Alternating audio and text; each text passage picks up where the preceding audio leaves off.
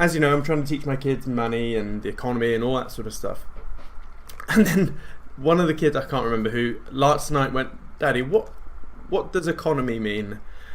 And my brain had a little meltdown because like, how do you explain the economy to a 5 and 7-year-old where they don't have the prerequisite understanding? They don't really understand what money properly is at the moment. They don't understand what work and jobs and companies are. So trying to explain a very complex thing, because the economy is a complex system, and the key thing to understand with there's a difference between complicated and complex. A complicated system is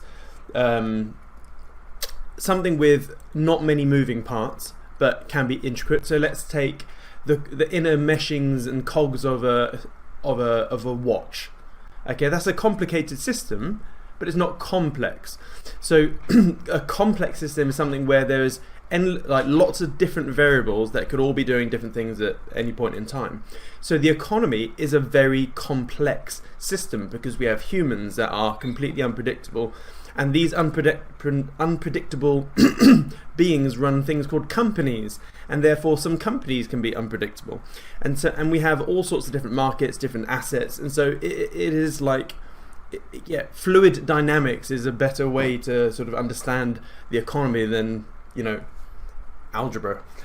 So it was quite hard. So what I did is I tried to break it down. So obviously when you ask someone what is the economy, you know, GDP is probably an answer that most people say. It's gross domestic product. What is the total growth of all businesses in that nation or country or whatever over a period of time? And yeah, I think, and that's, you know, the whole world has the holy grail. GDP is the holy grail of, you know, metrics, but it's a bit more than that. So what I did with my kids is I tried to make things a little bit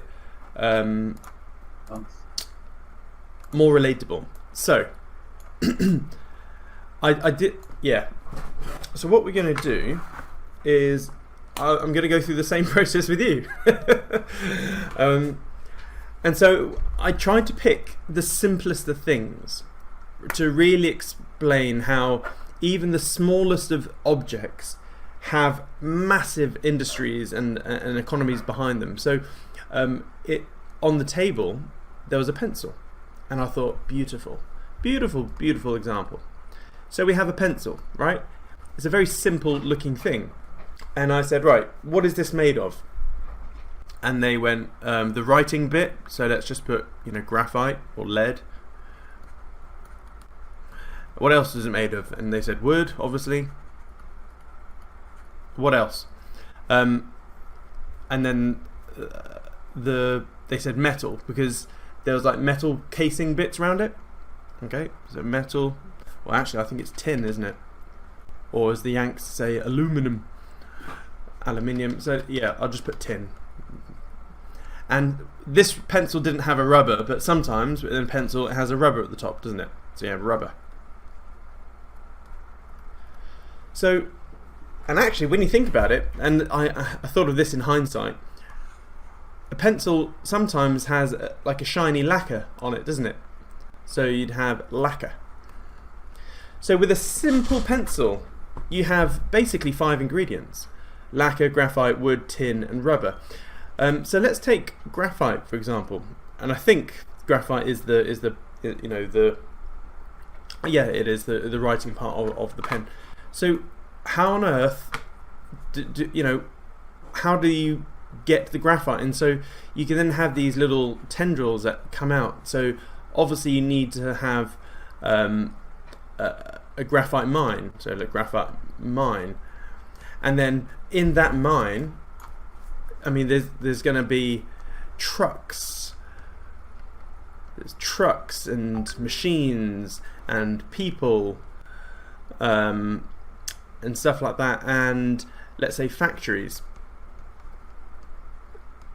Oops, bad English. Factories, stuff like that.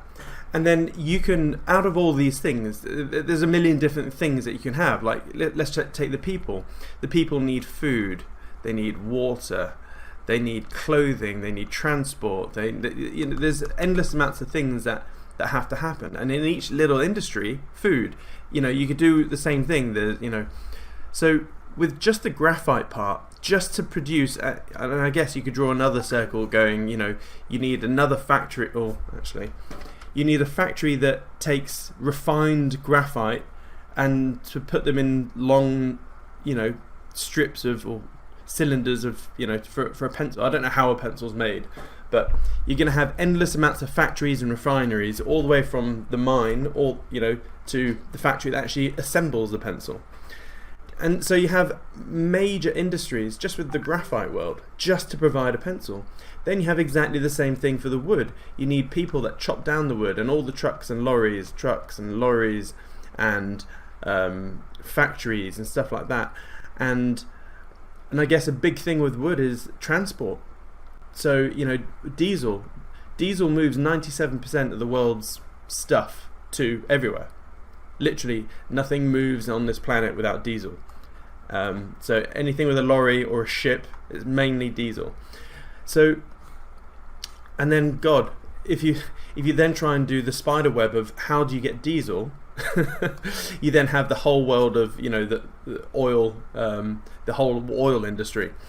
But it's not just that. So when you look at all of these things, and again, everything we went through the same with the graphite stuff is exactly the same with tin, and the same stuff with the wood.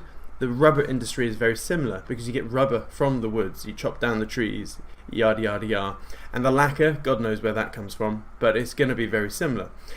And you could just take a microscope, a magnifying glass out of any point of this, and what you're going to find is that there are machines involved in every single process. And what you'll find with machines is that there'll be cogs, there'll be definitely ball bearings. There's pretty much anything that moves on this planet has ball bearings. And then and with all of these little parts, it's just absolutely fascinating. So if we had hours and hours, we could basically come up with thousands of mini circles. And so this is why, my brain melted when they asked, Dad, what's an economy? Because I had all of this just trying to vomit over them. So it's hard, but I think that is, for kids and also adults, I think this is the easiest way to understand what an economy is. The economy is not the stock market. Okay, even if stocks do that, there's all sorts of shenanigans that happen with the stock market and stuff like that, which you already know. But the economy is this. So what happens when you have something like crazy interest rates rising up and inflation taking off? It affects everyone and everything. It especially affects the human, right? If we're having to spend a high proportion of our take-home income on food and living, we're going to be unhappier. And so, and people won't be able to afford more because they're spending more on living. And if the general public are spending less on discretionary items, guess what? People are then buying less things. And when people buy less things, guess what? They're going to be buying less pencils. If less pencils are being, if there's a lesser demand in pencils, guess what? Less graphite is needed, less wood, less tin, less rubber is needed.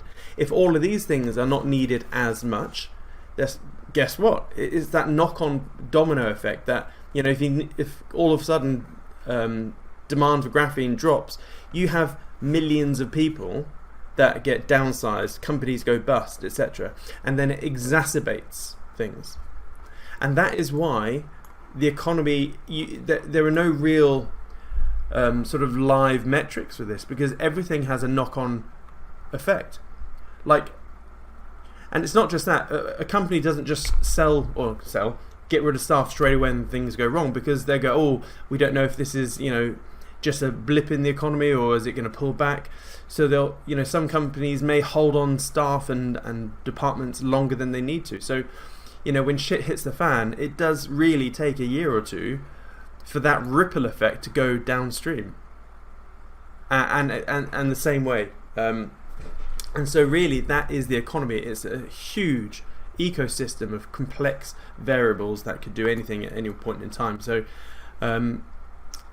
yeah, I think that is my very quick, simplified answer to what is the economy. And this is why people can spend their lives just trying to understand that simple question: what is the economy? It's a very big question. So I just thought I would share that with you, because when I started doing this and I was lying down in bed, trying to get them to sleep, my mind was just like firing off all the different little circles. I was trying to think of all the other little circles, and you could go on forever.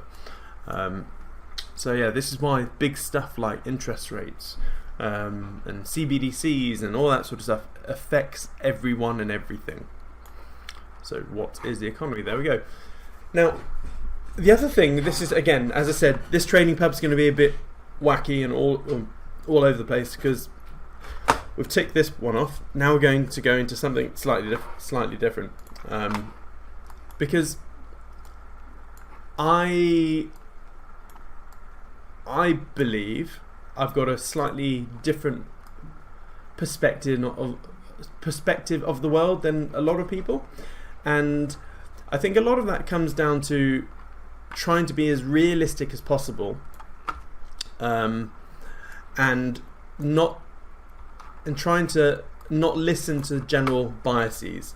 So general societal beliefs tend to mislead the public, and that's something that is very obvious when you look at history. When you look at history in any country at any period of time, the public are nearly always misled.